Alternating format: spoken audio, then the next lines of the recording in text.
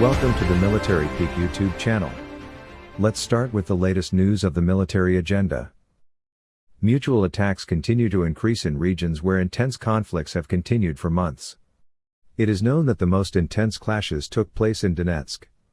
Tensions are rising day by day on many fronts at this point, which is a region of Donbass. Moreover, although both the Russian army and the Russian mercenaries fight against the Ukrainian army, they cannot succeed. This shows that it is very difficult for them to achieve success against the Ukrainian army.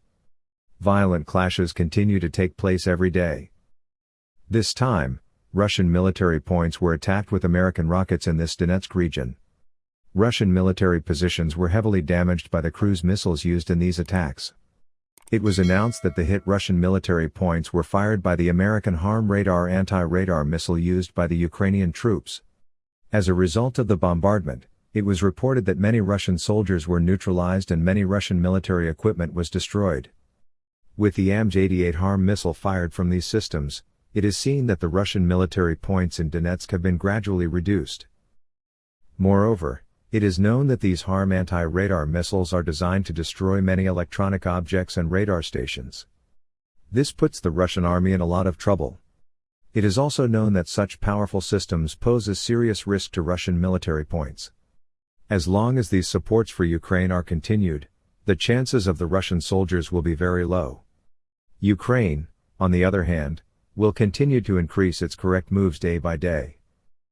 This time, it was reported that the Ukrainian armed forces neutralized 470 Russian soldiers during the day. In addition, according to the statements of the General Staff of the Armed Forces of Ukraine, many Russian military equipment was destroyed. As a result of the accurate moves of the Ukrainian troops, 11 Russian armored combat vehicles, 1 tank, 6 artillery systems, 6 operational tactical level unmanned aerial vehicles and 14 tankers were reportedly destroyed. This Russian military equipment was engulfed in flames. The loss of these military equipment, which has been rendered unusable, continues to increase day by day. The power of the Russian army, which has lost dozens of war vehicles even in one day, is also at risk of exhaustion. Ukraine, on the other hand, continues its correct moves with every unit. This time, the Ukrainian Air Force carried out more than 10 accurate attacks against Russian military points. As a result of these attacks, flames rose from the regions and it was claimed that many Russian military points were damaged. At the same time, it was reported that a Merlin reconnaissance plane belonging to Russian aviation was shot down. It was seen that this unmanned aerial vehicle, which crashed to the ground, remained in the smoke. As it is known, Russia carries out reconnaissance with such military equipment to determine the positions of the Ukrainian soldiers. However, many of these exploration attempts also fail. This causes Russian soldiers to organize unsuccessful attacks. Ammunition is wasted.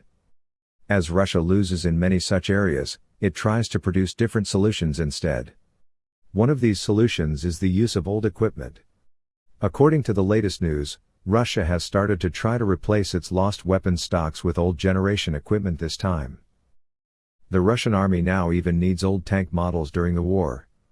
Regarding the subject, explanations were made for the Russian troops. They started with the T-80 and T-90, they switched to the T-72, and we saw how the first T-55s were taken out of repair to be sent to war, and we saw the same picture with the artillery.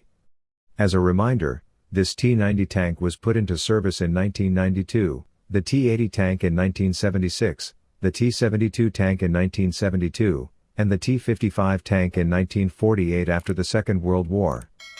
These tanks, which are frequently used by the Russian army, are being destroyed day by day. These destructions mostly take place on the eastern fronts. It is known that the Russian army is concentrated on 5 fronts in the east. These fronts are the regions of Lyman, Bakhmut, Kupiansk, Marinka, and Avdiivka. However, the offensive efforts of the Russian troops on these fronts continue to increase. However, they did not come close to success. On the contrary, blocked attacks increase more. This time around 75 attacks of Russian troops were reported to have been repelled. The General Staff of the Armed Forces of Ukraine stated that the Russian troops suffered significant losses and, despite this, continued to carry out offensive operations on the fronts. It was also emphasized that the Russian army is actively deploying operational tactical and military aircraft on the front. At the same time, the epicenter of the war continues to be the Bakhmut and Marinka regions in Donetsk. Mutual attacks on these fronts are increasing frequently. It was reported that Russian troops carried out 41 airstrikes and 4 missile attacks on the fronts. In addition, 57 attacks were carried out with multiple launch rocket systems against the positions of Ukrainian soldiers. However, in many of these attacks, no success was achieved due to the targeting of infrastructures. Russian soldiers carried out more than 100 attacks in the Sumy region of Ukraine on the border. These attacks were reportedly carried out in Bilopilya, Serydyna Buta, Haluhiu, Velika Pisarivka and Shalyhine regions in Sumy. In addition, it was announced that grenade launchers, artillery, mortars, tube and pipe artillery were used in the attacks. According to the statements of the Sumy Oblast Military Administration, the Shalyhine area was attacked with artillery fire with 18 hits. Velika Pisarivka was hit 9 times by grenade launchers, and Bilopilya was reportedly bombarded with 24 attacks from mortars, 6 from tubular cannons and 20 from grenade launchers throughout the day. In Serydyna Buta, it was targeted with scuba cannons with 27 hits, and in the Haluhiu area 8 times with scuba cannons. In such attacks, however, no success was achieved because infrastructures were targeted.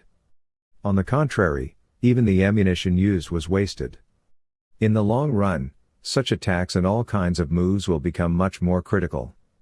Now, it has become necessary to take all kinds of steps in a strategic direction. In the coming days, we will follow all the military and political developments in the world, especially the Russia-Ukraine war, for you. To be informed of developments faster, you can subscribe to our channel and turn on notifications. Also, if you like our video and leave a comment, you will make us feel your support. For now, I wish everyone a good day. See you soon.